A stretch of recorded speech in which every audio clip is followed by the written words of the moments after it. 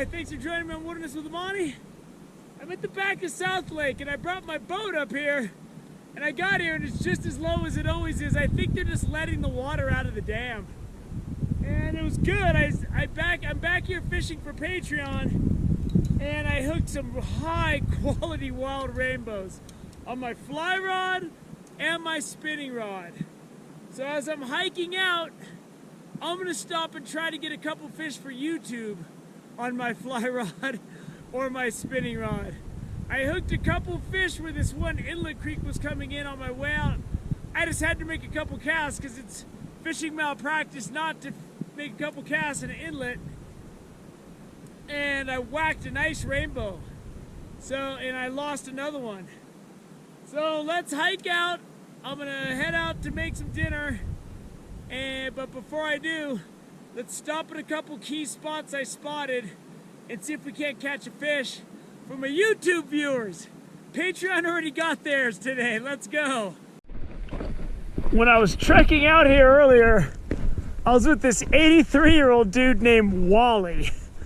And he's been fishing here since ages ago. He's 83.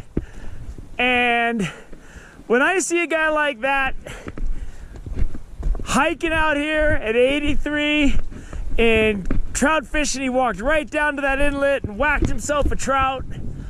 I'm like, that's my goal. That's why I diet heavy.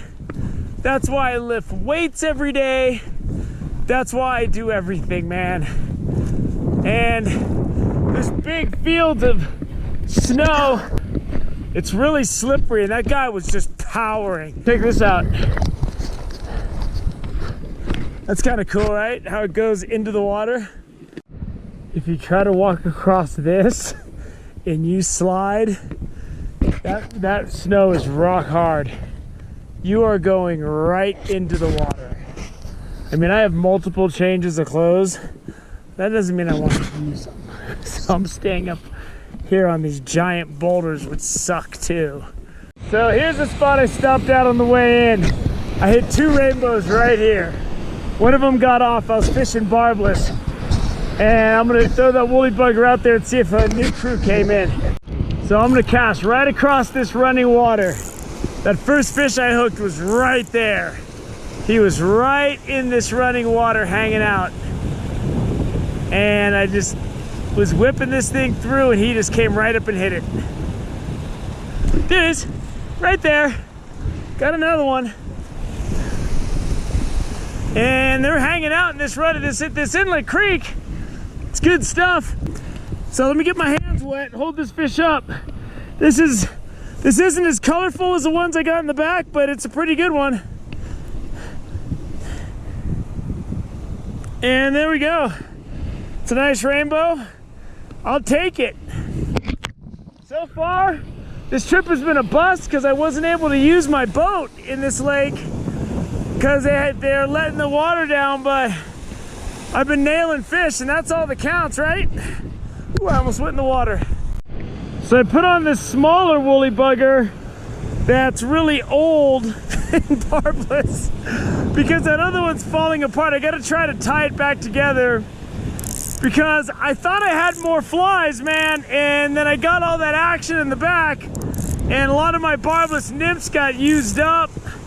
They started falling apart after I got a couple of those bigger rainbows with teeth. So I casted that right across.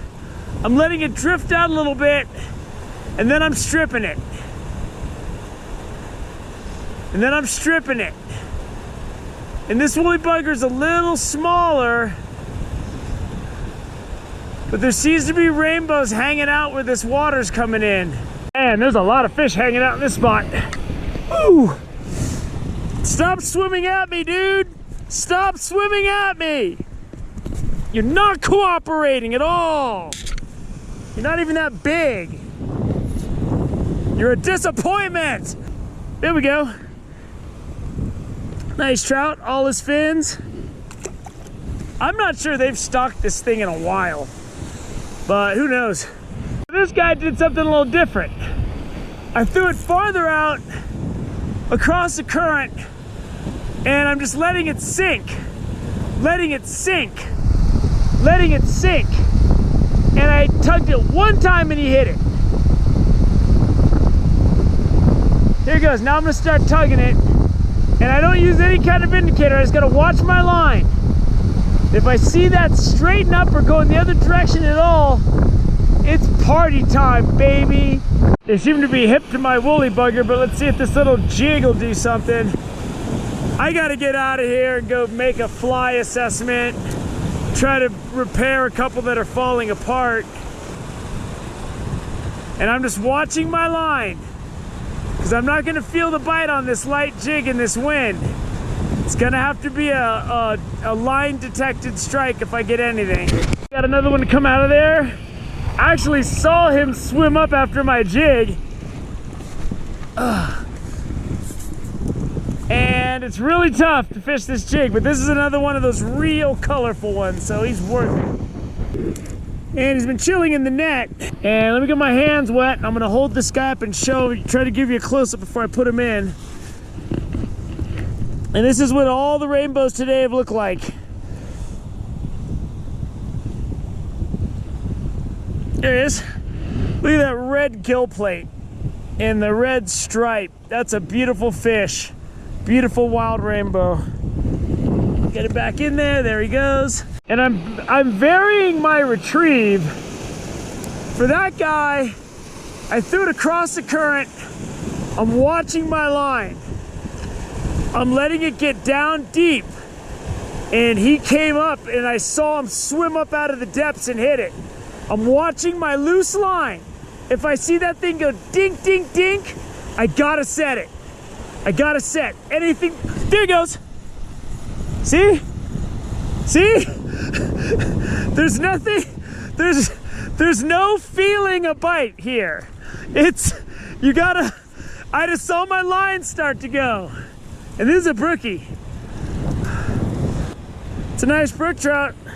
He's been in this lake for a while. He's getting nice and fat. I don't know if the camera picked that up, man. But between the wind and the current, this is not an easy task. Because that fish I just watch my line, and when you can see the bite, you just gotta set.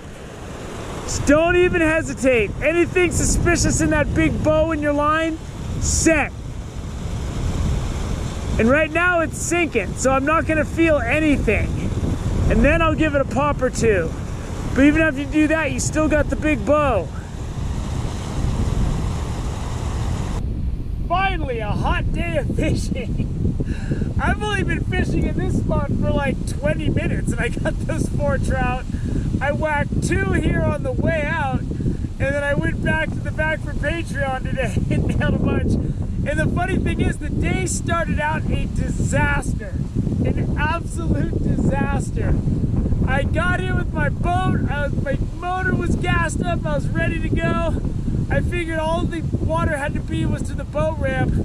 I don't want to carry my boat and my stuff over like 10 yards of big boulders, because that's leg snap and stuff. My boat weighs 55 pounds. So I hiked back here not knowing what to expect. But I got to hike out and met that cool 83-year-old dude, Wally. He nailed a fish back there right off the bat.